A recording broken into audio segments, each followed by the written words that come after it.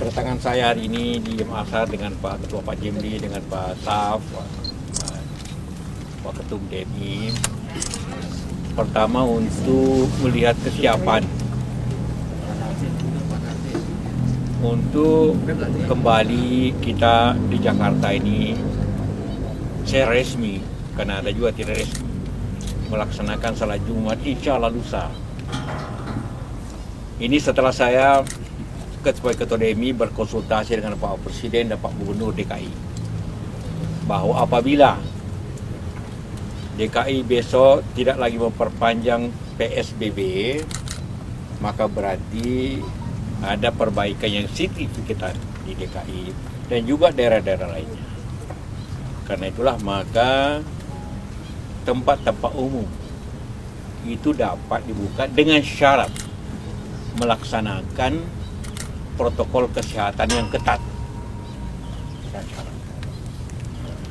Nah, setelah kita pelajari protokol kesehatan yang ketat itu, yang paling ketat itu dapat dilaksanakan justru di rumah ibadah, masjid, gereja dan sebagainya.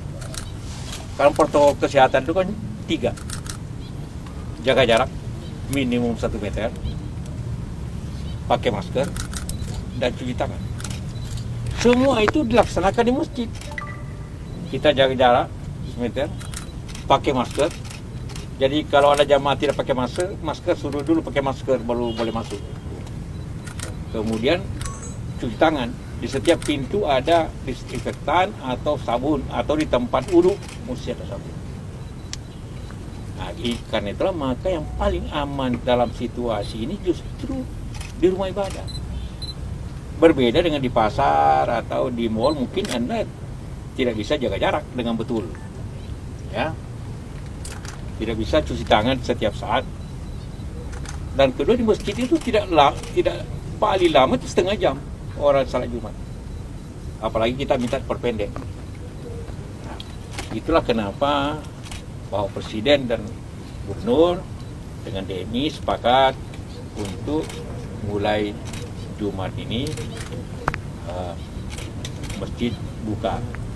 Karena itu dengan syarat juga masjid membersihkan masjid, disinfektan seperti dilakukan ini. Kalau tidak bisa dengan semprotan, maka dibersihkan dengan apa yang telah kita bagikan dengan Louis Paul dan sebagainya, masjid-masjid itu di lantai. Ini memang tidak bisa buka karpetnya karena terpasang mati. Tapi semua jamaahnya harus bawa sajadah sendiri, setidak-tidaknya kain untuk tempat sujud, supaya jangan kalaupun ada tidak. Itu yang kita sampaikan, dan itu insya Allah semua mesti akan merasakan. Begitu juga nanti gereja hari Minggu. Karena itulah maka Presiden besok salatnya di Masjid Istana. Insya Allah kita akan salat di sini. Setelah 12 Jumat kita tidak salat Jumat. Paling lama di dalam hidup saya ini sama ya. Paling lama dalam hidup saya tidak salat Jumat. Kadang-kadang juga salat Jumat di rumah. Itulah saya ingin sampaikan kepada Anda semua. Pak, nanti pengawasan protokol kesehatan setiap masjidnya seperti apa, Pak? Coba lihat sebelah sana tuh. Itu apa sih itu? Itu sana. Ada cilangan kan? Berarti memenuhi syarat pintu ini. Tempat duduk juga. Tempat duduk wudhu ada. Kemudian semua nanti di pintu-pintu ada pengurus masjid jaga masker. Nah, kemudian ukur suhu. Kemudian jarak sudah diatur tanda-tandanya. Jadi memenuhi semua syarat, malah terbaik daripada yang ada. Kalau untuk jamaahnya maksudnya, Pak, jamaah yang datangnya agar mengikuti protokol kesehatannya gitu, Pak? Iyalah, ini dijaga. Iya kan 3 hal saja. Protokol saya cuma 3 sederhana, tidak berlebihan. You pakai masker, masuk. You cuci tangan. You jaga jarak. Cuma itu. Tidak ada yang rumit-rumit amat sebenarnya aturan. Insyaallah jamaah siap. Menegaskan aja Pak, nanti kalaupun nanti pas tanggal 4 itu diperpanjang lagi sama DKI Jakarta, akankah tetap dibuka atau seperti apa? Ya kalau tidak diperpanjang berarti masih ada bahaya. Jadi syaratnya itu tidak diperpanjang. Itu. Berarti tetap menunggu besok gitu Pak? Ya, sama dengan ini dan juga daerah lain.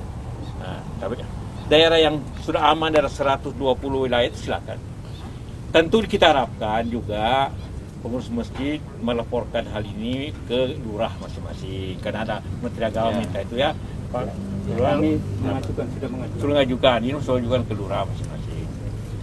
Dan tapi semua presiden gubernur sudah membolehkan. Termasuk Itu minta izin sudah ke lurah. Dan juga lah. termasuk ke di wilayah yang zona merah gitu Pak? Kalau zona merah tentu sesuai pertimbangan wilayah masing-masing. Ya. Kalau lurahnya atau gugus tugas itu berbahaya, tentu silakan sholat Jumat di tempat lain. Oke Pak. Pak, untuk durasi pelaksanaan sholat Jumatnya kan tadi itu Bapak diusahakan untuk bisa lebih dipersingkat, itu seperti apa nanti mekanismenya Pak? Ya sebenarnya sholat Jumat itu Islam itu pendek-pendek itu. Tapi ini antar khotbahnya mungkin seberapa jam, salatnya kira-kira 7 menit. Nah, setengah jam lah. Setengah jam. Tidak lebih. Gitu Pak. Ya, setengah jam ya. Kurang dari setengah jam malah. 25 menit. Cukup. Nah, jangan antri tempat sandal agar antri dengan betul. Kalau ambil salat dijaga Pak ya. Oke Pak. Kak, kan dimungkinkan sholat Jumat itu 2 gelombang Pak ya. Ya. Nanti di Al-Azhar sendiri 1 gelombang atau 2? Dan bagaimana DMI memandang sholat 2 gelombang itu Pak? 2 gelombang itu sudah difatwakan oleh MUI DKI boleh. Perlu saya jelaskan supaya jangan dikira bertentangan dengan MUI pusat. MUI pusat tahun 20 tahun lalu ada fatwa, tapi fatwa itu untuk kepentingan industri. Ada pertanyaan bagaimana pabrik yang kerja 24 jam mestinya jalan terus. Jadi operatornya tidak bisa salat Jumat karena menjaga pabrik.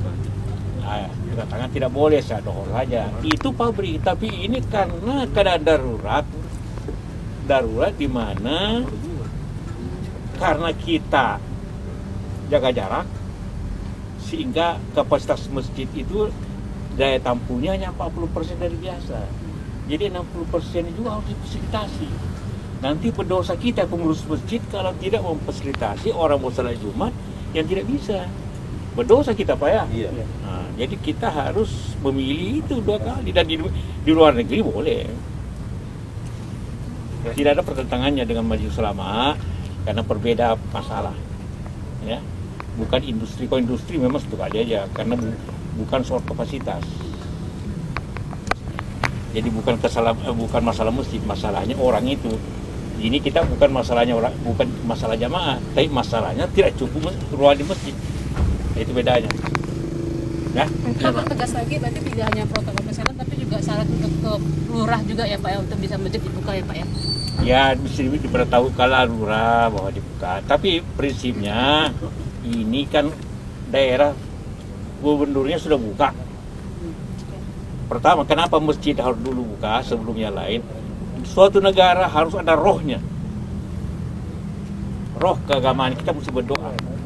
Nanti setelah ini baru kantor dan mall bisa buka. Setelah masjid buka, gereja buka, silakan yang lain buka. Ya, aduh, ada rohnya bangsa ini. Buat apa kita peringati 1 Juli Pancasila kalau kita tidak melaksanakan yang tertinggi ketuhanan yang Maha Esa.